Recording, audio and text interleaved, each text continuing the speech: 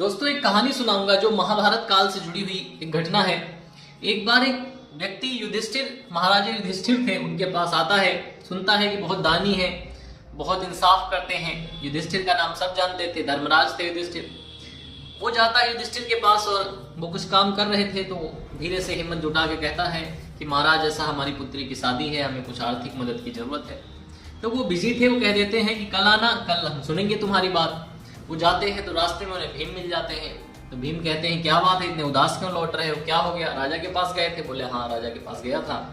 ऐसे ऐसे कह के उन्होंने वापस कर दिया, कल आना, मेरी पुत्री की शादी है तो मुझे आर्थिक मदद की जरूरत है। तो भीम बोले जाओ तुम, मैं देख लूंगा, तुम्हारी पुत्री की शादी है, अच्छे से धूमधाम से शादी करवाएंगे तुम्हारी।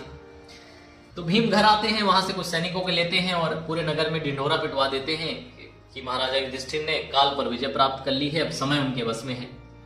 जब ऐसी युधिष्ठिर को यह बात पता चलती है कि पूरे राज्य में ऐसी घोषणा कर दी गई है, ऐसा ढिंढोरा पिटवा दिया गया, तो युधिष्ठिर भीम को बुलाते हैं, पूछते हैं तुमने ऐसा क्यों किया? तो भीम कहते हैं कि जब आपको पता है कि कल आप रहेंगे, कल वो व्यक्ति जो आपके पास मदद मांगने आया था वो भी रहेगा, कल आपके पास राज्य भी रहेगा, जब आपको सब कुछ पता है कि कल रहेगा, कल आप उसकी समस्या सुनेंगे, आप उसकी मदद करेंगे, इसका मतलब है आपने काल पर विजय प्राप्त कर रखी है, आपको समय पर विजय प्राप्त है, आपके हिसाब से चलता है। युधिष्ठिर को अपनी उस भूल का एहसास होता है, उन्हें लगता है कि हाँ गलत किया है मैंने। तो वो फिर उस व्यक्ति को बुलाते हैं उसी दिन और उसकी पूरी मदद करते हैं। तो इस कहानी से हमें ये सीखने को मिलता है कि काल पर विजय तो ना मैंने आपने प्राप्त की है, ना और युधिष्ठिर ने प्राप्त की थी। तो हम कल पर जो काम छोड़ते हैं, या अगले महीने पे, या अगले सप्ताह पे, अगले साल पे भी काम छोड़ देते हैं लोग।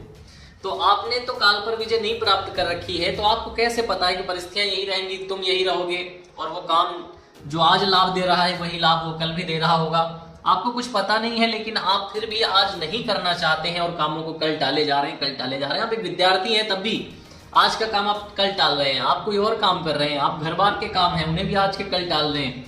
व्यापार, बिजनेस जो भी आप कर रहे हैं, आज का काम कल, कल का काम परसों, परसों का अगले सप्ताह, अगले महीने, अगली छुट्टी, अगले साल, बहुत सारे काम टाल देते हैं। जैसे कि आपको पता हो कि हाँ आगे क्या स्थिति रहेगी, मैं रहूंगा नहीं रहूंगा, सामने वाला व्यक्ति रहेगा नहीं रहेगा, परिस्थितियां रहेंगी नहीं रहेंगी, ये देश, ये धरती, कुछ भी हमें नहीं पता है कि कब क्या होगा, कब क्या रहेगा नहीं रहेगा।